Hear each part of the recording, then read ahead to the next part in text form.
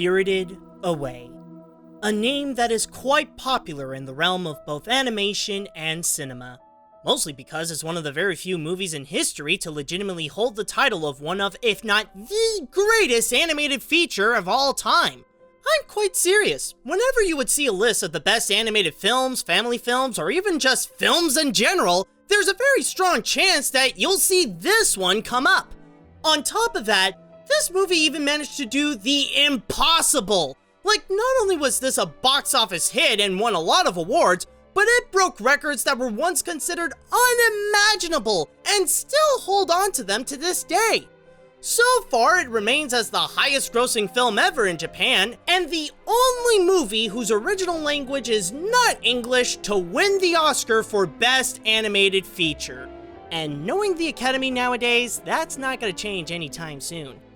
But now that we are faced with this monumental movie, does it rightfully claim its position as one of the best? Or is this actually as much of a good idea as bringing No Face to the bathhouse? Let's find out. The story. Having a story is not necessarily the movie's most important attribute. Instead, the feature focuses primarily on building the world around Chihiro, where she and her parents stumbled upon an abandoned amusement park that's actually an area for spirits whose main attraction is a giant bathhouse. Once there, that's when the film fully comes to life as it explores every corner to present how the area works and how the business is run by Yubaba, all while filling the entire place with magic and Japanese mythology. This is where the fantasy element is prominently strong. While it's crafting its own world, the film would create the rules, but none would feel out of place since they tie in to the Japanese theming where superstition and folklore are entirely possible. You killed it? Those things are bad luck. Hurry before it rubs off on you. Put your thumbs and forefingers together, huh? Evil, be gone. Haku stole this seal from Yubaba's sister. But in order to make the world believable, it would also have to pay good attention to the inhabitants as well, since without them, the place wouldn't work as well. Thankfully, each character, big or small, serve a purpose to work in this spirit economy, complete with their own ideologies, as some would have a prejudice towards humans, a sense of greed, and a few present what type of spirit they are to see their function outside of the bathhouse.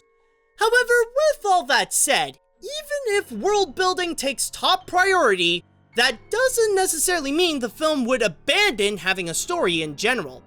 The main plot centers around Chihiro's goal, where she has to find a way to save her parents, who were turned into pigs, and get out from the spirit world, all while meeting some of the more helpful workers of the bathhouse. What the story serves is essentially to drive the movie forward, and to give a reason to explore everywhere that's in and out of the bathhouse from the perspective of Chihiro. It can be quite a difficult task to get it right, but the film is an incredible example of how to perfectly mix storytelling and world building. The animation. With the way that it wants to give its environment full of life, this is the kind of movie that animation is made for. However, in the hands of Hayao Miyazaki and his team of artists at Studio Ghibli, they managed to go up and beyond to take the medium to a whole new level that, even to this day, many would consider unachievable. Of course, since I've been talking a lot about it here, let's start by taking a look at the spirit world, where it holds a traditional Japanese aesthetic to present where the lore and legends come from.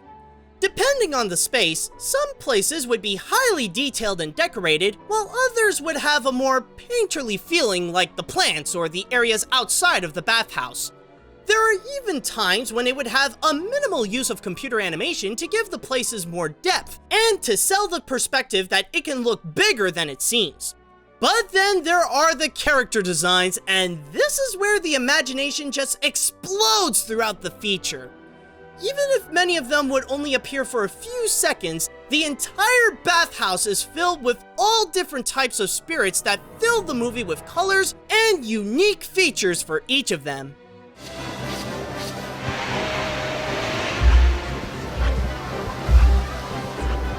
He's following us. Just don't look at him.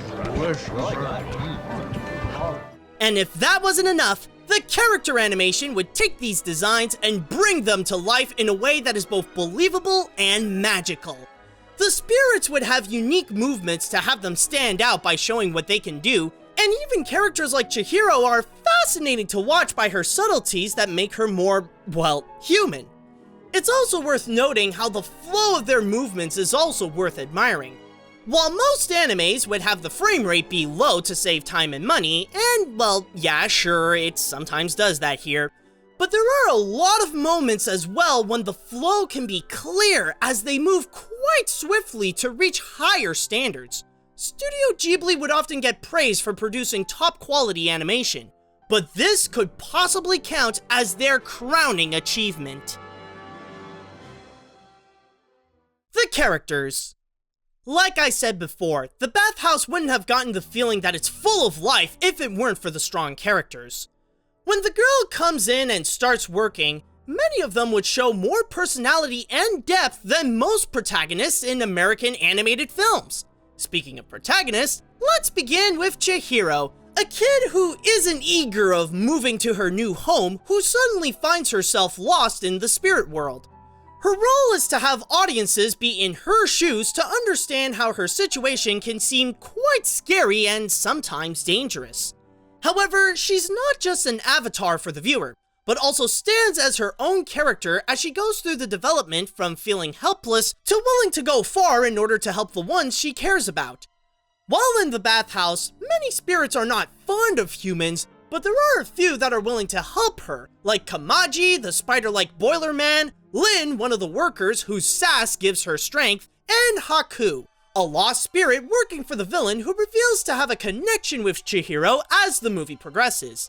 But then there's Yubaba, the main antagonist who runs the bathhouse with an iron fist. She would be more than happy to get rid of the girl, but can often get outsmarted, and the only thing she can do to her as payback is make her do some of the toughest tasks. Can't believe I took that oath.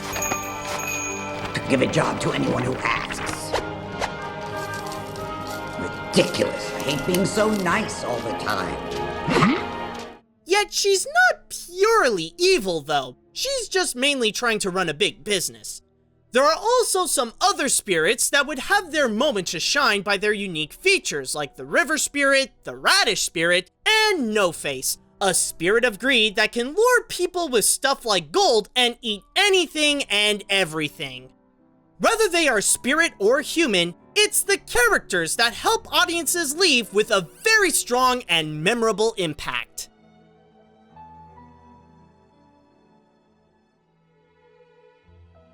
There is a very good reason as to why many would refer Spirited Away to be among one of the best movies ever. The film contains powerful writing that includes a compelling story, a well thought out and imaginative world, and memorably believable characters, all delivered with some of the most beautiful animation ever produced. For any fans and enthusiasts of movies and animation, this must be seen to be believed. I know there's a lot of hype and talks that say how amazing this is that would go around, and it may seem like an exaggeration, but what you hear about this movie is actually quite true. It really is that good.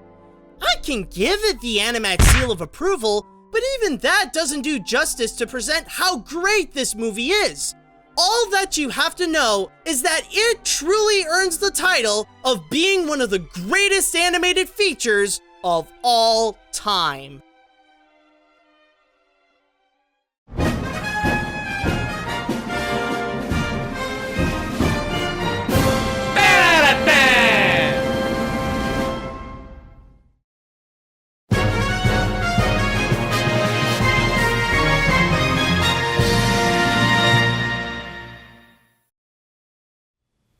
Hey guys, this is AniMat, and I want to start this off by giving off a huge thanks to Brandon Ferretti for his amazing support on Patreon, which allowed him to go and request me to do a review of Spirited Away, and I could not thank him enough because honestly, Spirited Away is easily my favorite Studio Ghibli film. Now, I know that some people might think that it is a bit of a cliche to say that, oh, my favorite Studio Ghibli film is Spirited Away, because a lot of people say that it is one of the best movies ever made. But it's true, though. It really is that amazing that I cannot deny that the stuff that Hayao Miyazaki and the team at Studio Ghibli, what they have done there, it's absolutely phenomenal. And the things that has been crafted in there, it truly is something that really does say that this is what animation is about. Giving us an amazing story while presenting a beautiful display of animation, like really going all out with it, all while delivering some characters that normally you cannot deliver in a live action production. Like, really, this is the kind of film that animation is made for, and just everything that's just concocted in there, like, I guess some people could say it's nearly a perfect movie with Spirited Away, and even after just watching it, like, I would just feel so blown away, like, wow, just everything in there is just so well done. And even if beforehand, like, I remember just before watching it, for the sake of this review, like, I would have some questions about it, but they are well answered. There are some aspects where they would actually nail it down, and there would be some new things to go and discover even after rewatching it. So, yeah, no matter how many times that you would go and check out Spirited Away, it's always an amazing experience no matter what. So, with all that said and done, now that we are finished with Spirited Away, it is now time that we shall go and move on to the animation hat. And before I get things started on this, I would just like to say that if you guys would like to be like Brandon Ferretti and, or did I say that name right? Brandon Ferretti. Okay, there we go. If you guys would like to be like Brandon and you want to go and support my work and get some amazing rewards at the same time, including seeing my videos before anybody else, then all you have to do is go to patreon.com/animat. But at the same time, if you guys would also like to suggest to me an animated film you would like me to review and I would put onto the animation hat, then all you have to do is just write me an email at animatsreviews@gmail.com. Okay, so I just want to see what we can pick up. Alright, I got it. Now, the next... Okay, sorry. I think my food wants to come back up. But anyways, the next review shall be... Either way, I don't know. Like, no matter what it is, sadly, it's going to be a downgrade. Is it a downgrade? Oh, well, not much of a downgrade, but, oh boy, now this is going to be quite fascinating. And yeah, what we are dealing here is going to be a fan favorite movie, hands down. So, with all that said, when I'm going to start this review, we're going to get down to business.